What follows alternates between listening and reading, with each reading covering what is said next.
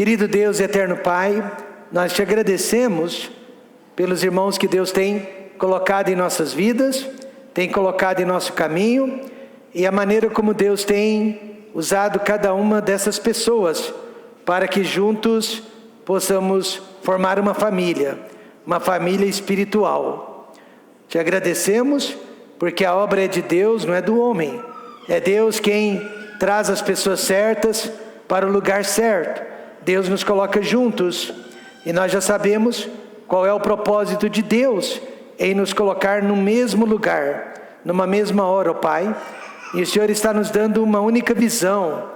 Nós estamos aqui, ó Deus, para edificar este ministério, para edificar esta obra que Deus tem confiado em nossas mãos. Fale conosco, ó Pai, neste último culto do ano. Mostra-nos o caminho, aponta o horizonte. Precisamos, ó Pai, que o Senhor nos conduza. No nome de Jesus, amém. Jesus disse: as portas do inferno não prevalecerão contra a minha igreja.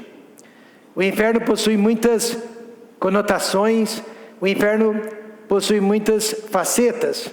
Dentre elas, sempre que falamos no inferno, nós imaginamos corretamente um lugar real e eterno, para onde os seres humanos perdidos sem Cristo serão lançados um dia juntamente com o diabo e os seus demônios.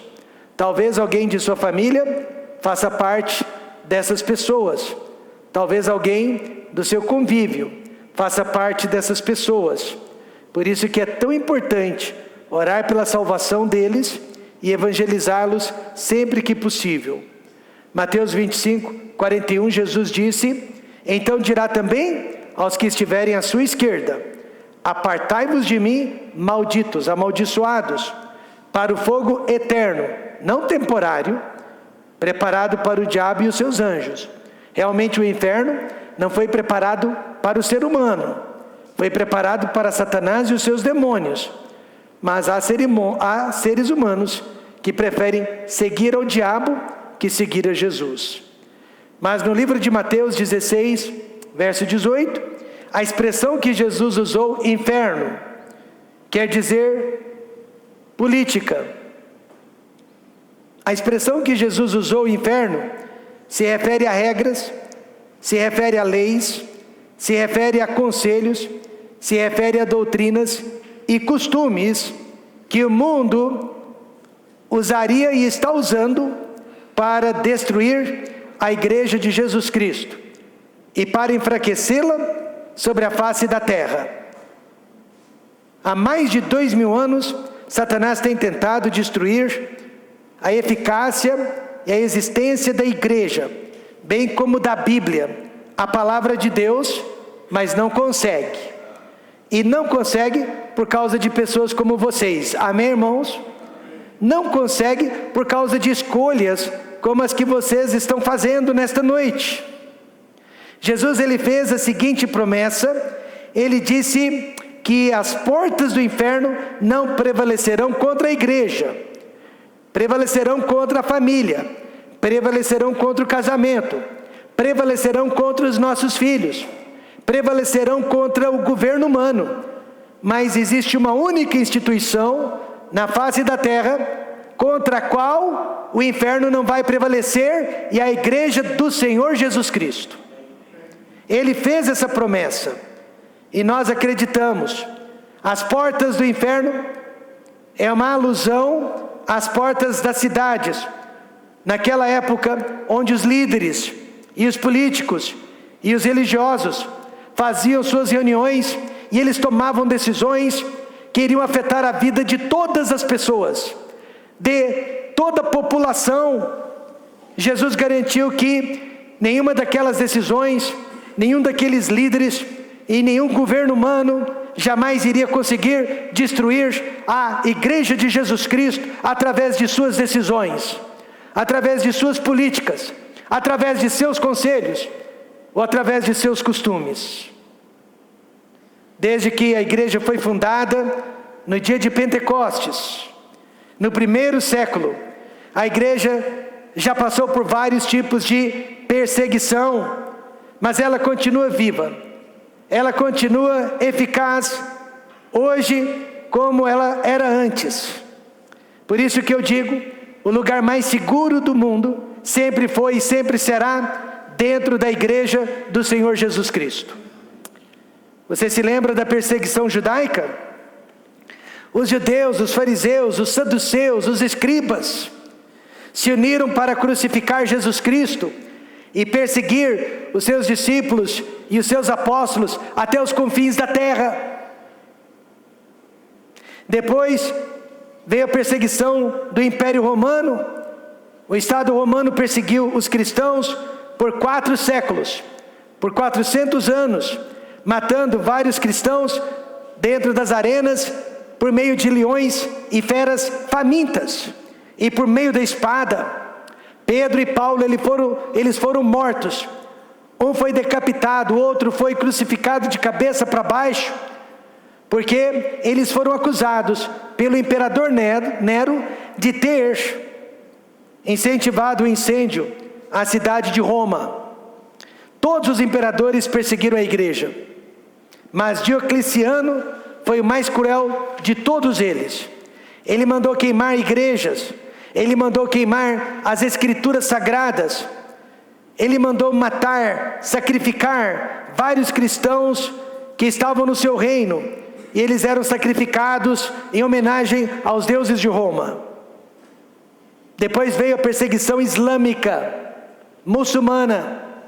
Acreditem ou não, desde muito cedo, os persas odiavam a igreja, e houve muita matança até a Idade Média. Isso explica a razão que a igreja nunca cresceu no Oriente Médio. Pessoas me perguntam até hoje, por que a igreja que nasceu no Oriente Médio não cresceu no Oriente Médio? Hoje os lugares com menos cristianismo é o Oriente Médio, justamente porque, meus amados irmãos, houve perseguição islâmica, muçulmana, que expulsou os cristãos daquela região. Depois veio a Idade Moderna, a Revolução Francesa, idolatrada pela esquerda mundial, perseguiu a igreja e abriu caminho para, mais tarde, o comunismo ateu da ex-União Soviética e da China, que matou milhões de cristãos e até hoje persegue os cristãos naqueles países. E na atualidade, nos dias de hoje, desde 2009 até o presente momento, muçulmanos radicais já mataram mais de 100 mil cristãos na Nigéria e já queimaram mais de 25 mil igrejas.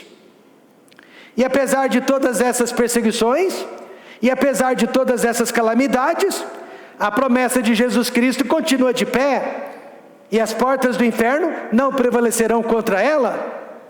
O judaísmo caiu, o romanismo caiu, o islamismo radical virou sinônimo de terrorismo, a identidade que uma vez os países da Europa mantinham, hoje não mantém mais.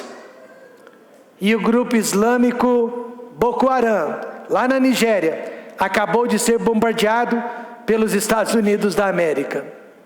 Quantos concordam? A igreja é mais que vencedora.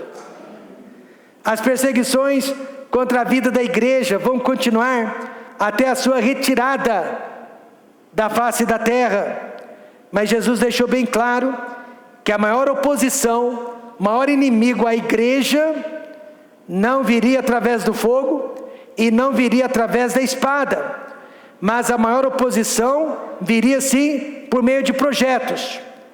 As portas do inferno se referem às leis, se referem aos projetos, se referem aos conselhos e se referem aos costumes que querem destruir os valores judaico-cristãos que deram vida aos países do Ocidente como nós os conhecemos.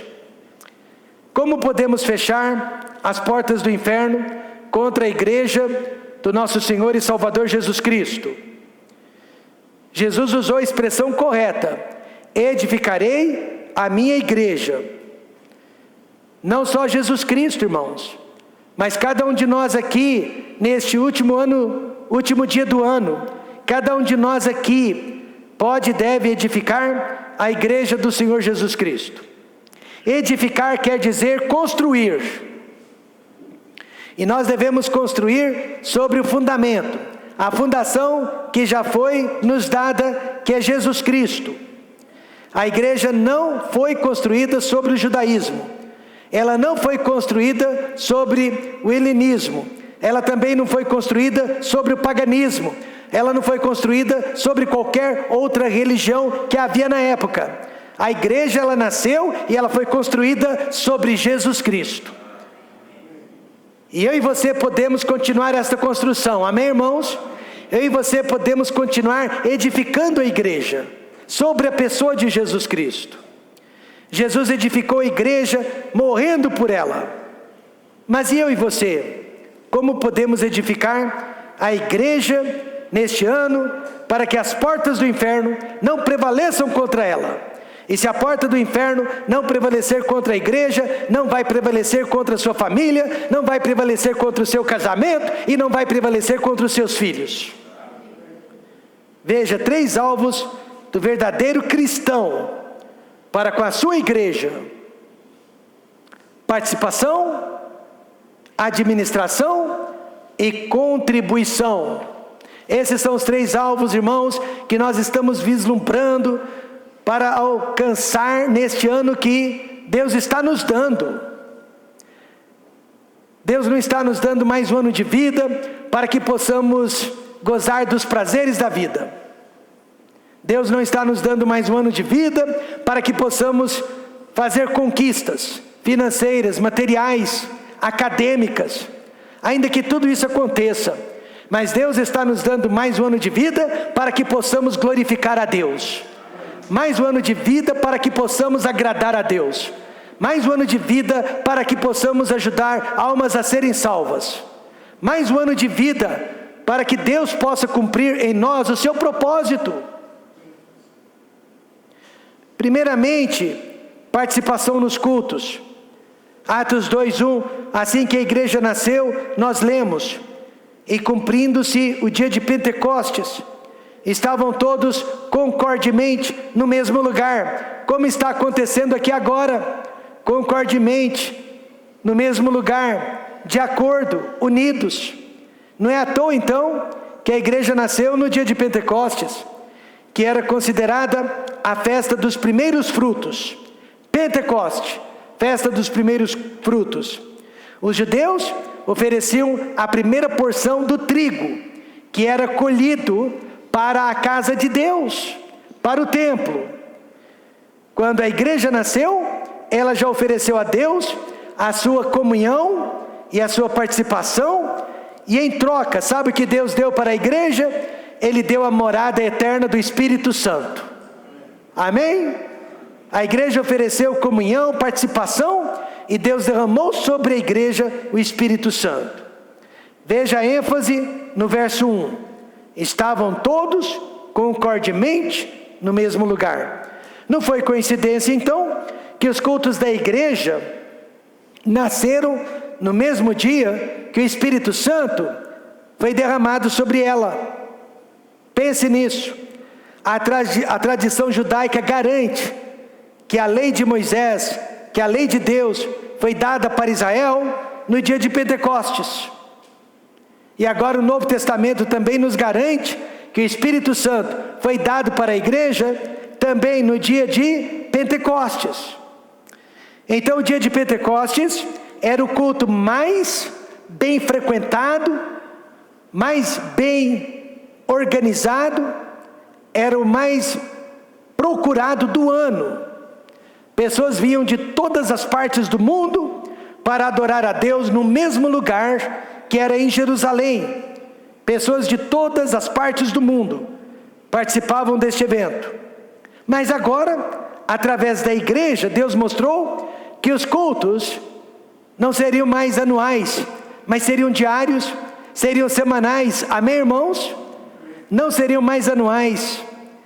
Hoje você e eu reclamamos de 3 cultos, de 4 cultos por semana, mas a igreja primitiva, ela se reunia todos os dias da semana, sendo domingo o dia mais importante. Os judeus ofereciam a primeira colheita de trigo para Deus, enquanto que a igreja oferecia o primeiro dia da semana para Deus. E desde então, o domingo se tornou o dia do Senhor, o dia mais importante para o cristão, e o mundo está fazendo de tudo para mudar isso. Não é coincidência que a Páscoa é comemorada no primeiro dia da semana, e o Pentecostes é comemorado também no primeiro dia da semana, que é o domingo. A igreja pegou fogo, depois que o Espírito Santo foi derramado sobre ela. 3.000 almas se converteram no único dia, depois 5.000 almas se converteram, e o Espírito Santo parou de fazer as contas. A igreja, meus amados irmãos, só existe quando nós nos congregamos. A igreja só existe quando nós estamos juntos. Ela não existe à distância. Ela não existe no isolamento. Ela não existe no papel. Com certeza o diabo causou a pandemia do novo coronavírus para destruir a igreja. E ele quase conseguiu. Ele quase conseguiu, assim como ele quase fechou a igreja no primeiro século.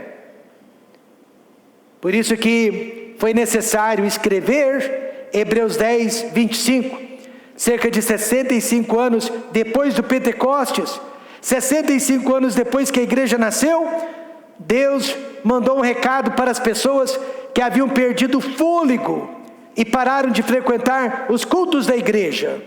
Para essas pessoas Deus disse: não deixando a nossa congregação, como é costume de alguns, ainda que seja costume de alguns, antes admoestando-nos uns aos outros, e tanto mais quanto vedes que se vai aproximando aquele dia.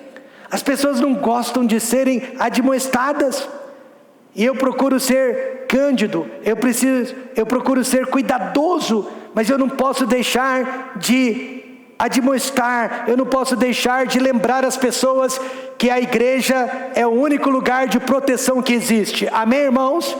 Eu não posso olhar para um casal cujo filho é um bebê e deixar de alertá-los: não abandone a igreja. Eu não posso olhar para uma família cujos filhos são adolescentes e jovens e deixar de dizer para eles: não abandone a igreja. Amém, irmãos? A palavra de Deus, ela me diz para admoestar, para encorajar, para incentivar as pessoas, para que não deixem a igreja.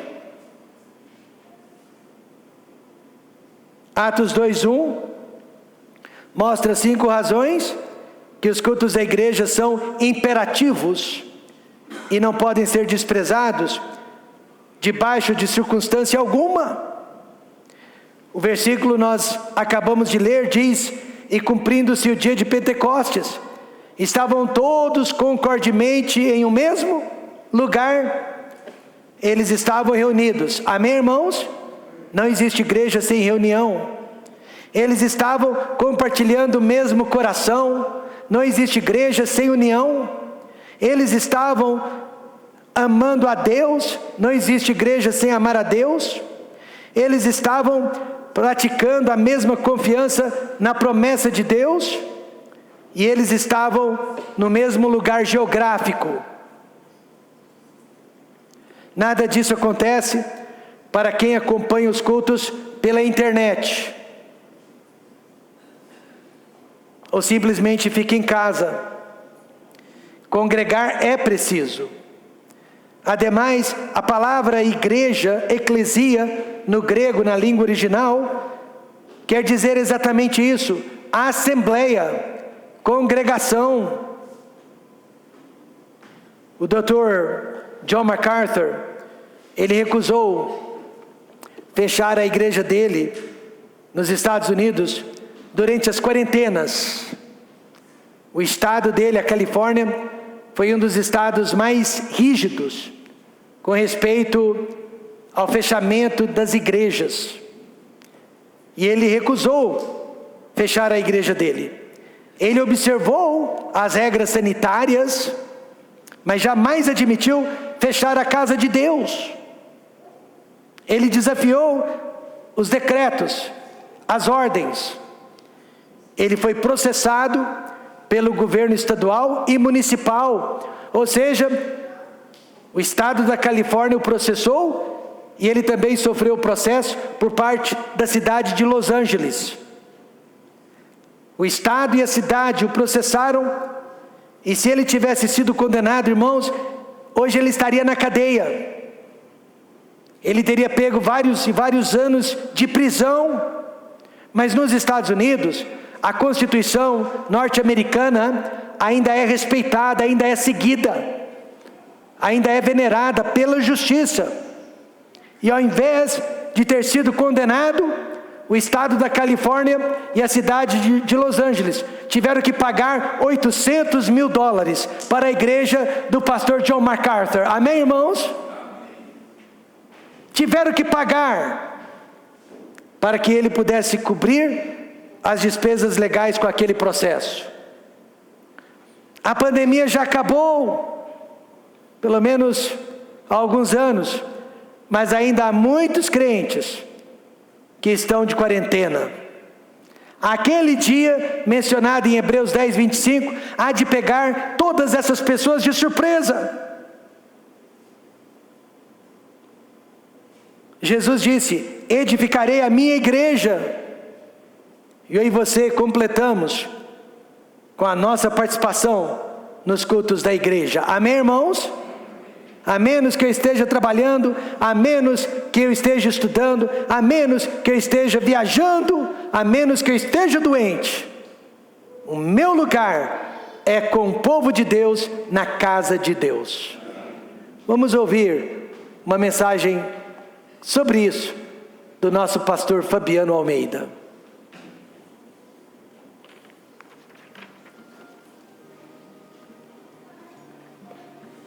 O termo congregar tem o sentido de reunir-se como igreja.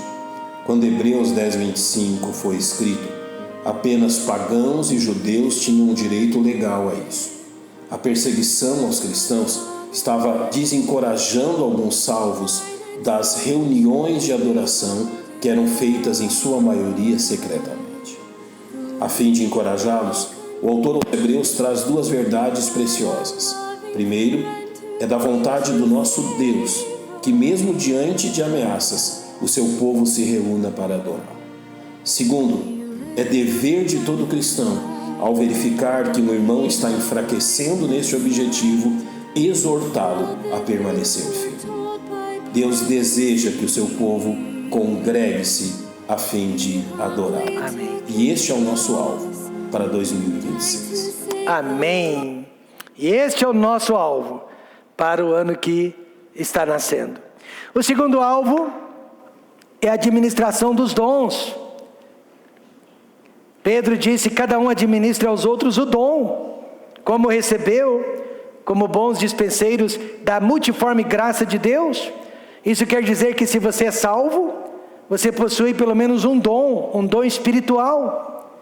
Pedro não disse os dons, mas o dom, o que nos leva a crer que da lista dos 7 dons espirituais de Romanos 12, eu e você possuímos pelo menos um, e ele precisa ser usado para edificação da igreja, profetizar, servir, ensinar, encorajar, contribuir, liderar, mostrar misericórdia. Veja, 7 é o número da perfeição. Isso quer dizer que toda a igreja neotestamentária, ela precisa desses 7 dons para funcionar de acordo com a vontade de Deus. Nenhum dom pode faltar. Eu não me preocupo com quantidade de pessoas, eu me preocupo com quantidade de dons. Uma igreja pequena, com 7 dons, ela é mais completa que uma igreja de 1000 membros, faltando dons. Quantos estão entendendo isso? Uma igreja de 1000 pessoas, faltando dons, é menos completa que uma igreja pequenininha, mas que tem os 7 dons habitando no meio delas. Amém, irmãos? Nenhum dom pode ser mais importante que o outro. Nenhum dom pode ser mais procurado que o outro. E nós também não escolhemos o nosso dom, ele é dado por Deus. Podemos e devemos desenvolver os 7 dons, mas apenas um deles será o mais vocacionado, será o mais natural, será o mais pessoal que Deus nos deu. E então eu pergunto, qual é o seu dom? E se você o está usando para edificar a igreja? Pastor Daniel Johnson, que estará pregando para nós em março, primeira semana de março, preste atenção, ele estará pregando para nós sobre a família, conferência de família. Pastor Daniel Johnson não sabia qual era o seu dom espiritual, mesmo depois de missionário e já há alguns anos no ministério. Ele havia tentado abrir uma igreja aqui na cidade de Jardinópolis, mas ele não foi bem sucedido. Então ele abriu um instituto bíblico. E ele foi considerado o melhor professor daquela escola. E foi durante o curso sobre dons espirituais que ele, com a ajuda dos seus alunos, descobriu qual era o seu maior dom espiritual, o de ensino.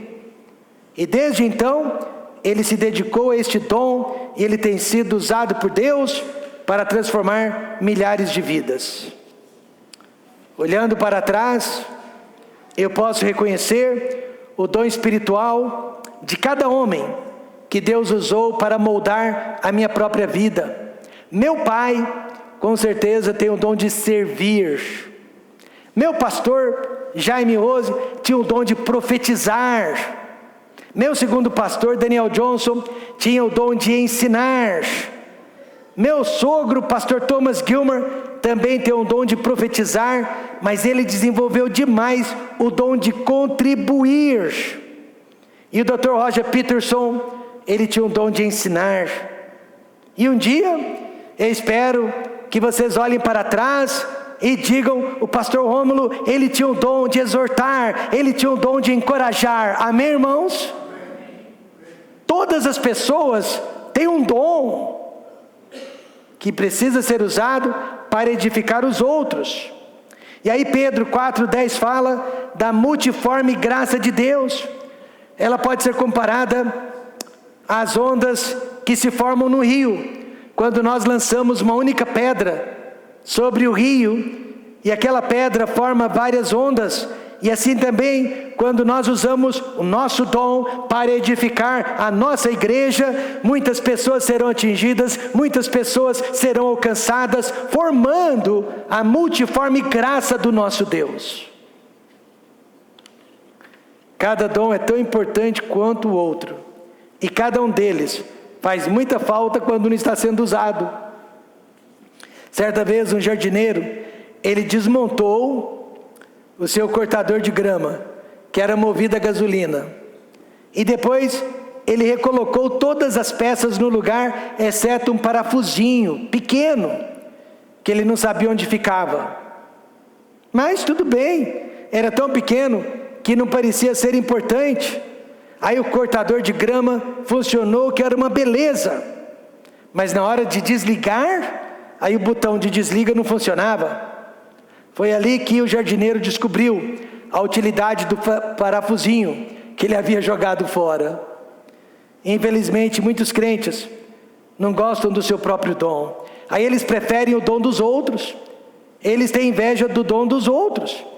O profeta não gosta de ser profeta, ele não gosta de ser observador, ele não gosta de ser sincero, ele não gosta de ser direto e reto.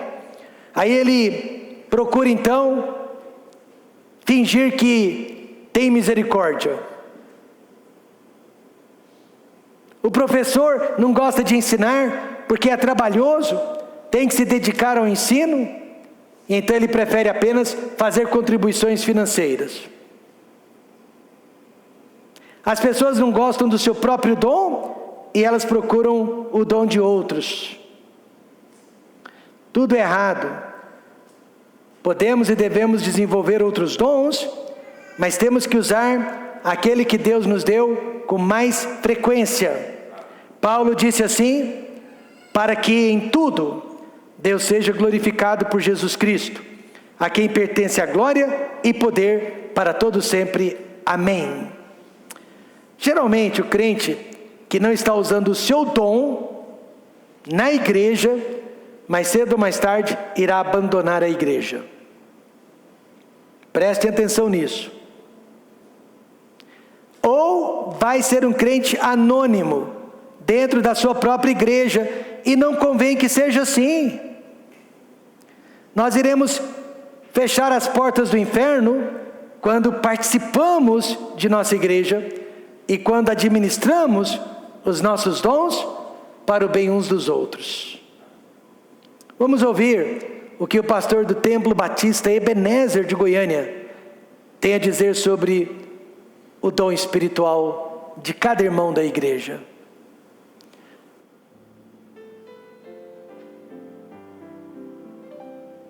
Boa noite, irmãos. Nós estamos aqui para falar sobre alguns propósitos para a nossa igreja para o próximo ano. E um deles que nós vamos tratar é sobre o que está nesse cartaz aqui. Nós vamos falar sobre os nossos dons espirituais. E nós queremos que o Senhor use as nossas vidas para que possamos fortalecer a nossa igreja, edificar a nossa igreja, usando os nossos dons espirituais, para que o Senhor possa fortalecer, para que a gente faça a obra de Deus cada dia mais e melhor. Então nós vamos falar uma só voz, a frase que está no cartaz aqui, que é: edificarei a minha igreja com os meus dons espirituais. Edificarei a minha igreja com os meus dons espirituais. E agora, em terceiro e último lugar, contribuição dos nossos bens materiais. Segundo aos Coríntios 9:6, e digo isto, que o que semeia pouco, pouco também ceifará, e o que semeia em abundância ceifará. Assim como o agricultor, pensa que está desperdiçando as suas sementes ao lançá-las sobre o solo, às vezes pensamos que estamos desperdiçando o nosso tempo, os nossos talentos e o nosso dinheiro para com a obra de Deus. Lê do engano. A lei da semeadura nunca falha. Quanto mais sementes o semeador lançar por terra, mais chance ele terá de uma grande colheita. E assim também acontece na obra de Deus. Assim acontece conosco, quando investimos generosamente em favor da obra de Deus. A vida ensina que nós iremos ceifar o que plantamos. E a Bíblia também ensina assim: o que semeia pouco, pouco também ceifará. Certa vez eu disse para um irmão em Cristo que eu tinha a impressão que onde ele colocava a mão nascia ouro. Depois de alguns anos, ele resolveu me perguntar o que eu queria dizer com aquilo. Eu disse para ele: você é tão generoso para com a igreja e para com a necessidade de outros, que eu tenho absoluta certeza que tudo que você fizer, Deus vai prosperar. E os anos já se passaram, e tanto quanto eu saiba, Deus tem prosperado a vida daquele irmão, porque a Bíblia nunca falha. Veja Filipenses 4:19. O meu Deus, segundo as suas riquezas que são infinitas, suprirá todas as vossas necessidades em glória, por Cristo Jesus. E apesar de muito pobre, aquela igreja de Filipenses estava investindo pesadamente na obra missionária dos apóstolos. E Paulo garantiu para aquela igreja: Deus vai cuidar de vocês. Mas veja, a recompensa não é só material. A nossa vida espiritual também será abençoada. Deus não vai nos dar filhos de maldição, amém, irmãos? Deus não vai nos dar filhos de perturbação. Há muitas bênçãos espirituais. E outra coisa, olha, não existe nenhum perigo de que você e eu vamos dar para Deus mais do que Deus tem dado para nós. Ele prometeu nos dar tudo o que precisamos, não só material, espiritual, mas emocionalmente também. Veja o que Jesus prometeu: e todo aquele que tiver deixado casas ou irmãos, ou irmãs, ou pai ou mãe, ou mulher ou filhos, ou terras, por amor de meu nome, receberá 100 vezes tanto, e herdará a vida eterna. Wilbur Peters já tinha mais de 90 anos de idade quando ele visitou a cidade de Goiânia por meio de uma excursão da sua própria igreja que ficava no Arizona. Mal sabia ele que naquela viagem ele iria conhecer uma igreja com centenas de pessoas que ele havia ajudado financeiramente muitos anos antes. Naquela cidade, em outro país, outro idioma, outra cultura, ele encontrou irmãos, irmãs, pais e mães que ele havia feito, que ele havia ganhado por causa de sua generosidade. E ele morreu alguns meses depois. A Bíblia garante que a nossa recompensa não será apenas no céu, mas nesta vida também. E eu já vivi o suficiente para saber que isso é verdade. Meu pastor sempre ensinou que ninguém é pobre demais para ser generoso com a obra de Deus. Todos os alvos do Filho de Deus precisam passar pela importância da igreja local. Todos os alvos precisam passar pela importância que você dá para a sua igreja local. Vamos ver o que o pastor Bendy tem a dizer sobre a nossa contribuição financeira.